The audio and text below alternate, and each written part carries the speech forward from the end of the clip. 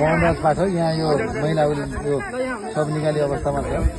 यो दुईजना साथीहरू सुन्दर गर्ने साथीले भन्ने गर्दा उहाँहरू बहुत दर्दनाक अवस्थामा हुनुहुन्छ। उहाँको परिस्थिति बहुत नाजुक छ। दुईजना सब यहाँ छन्।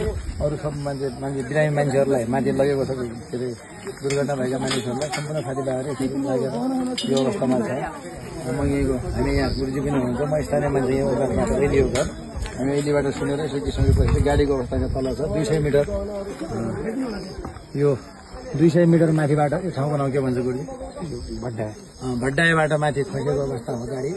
माथि यो भड्डाबाट खसेर तल 200 मिटर तल खोलामा छ। गाडी चाहिँ रुखले यहाँ बाँधेको अवस्था छ। बहुत दर्दनाक छ। यो पश्चिम चाहिँ यो सायद मलाई लाग्छ यो पहिलो घटना हो। यस्तो यति ठुलो घटना भएको थिएन। त्यहाँका सम्पूर्ण स्थानीय साथीभाइहरू दाजुभाइहरू सम्पूर्ण स्वास्थ्यकर्मी पुलिस प्रशासनका साथीहरू सम्पूर्ण यहाँ जुट्नु भएको छ। सम्पूर्ण यहाँ लाग्नु भएको छ। परिस्थिति बहुत नाजुक छ।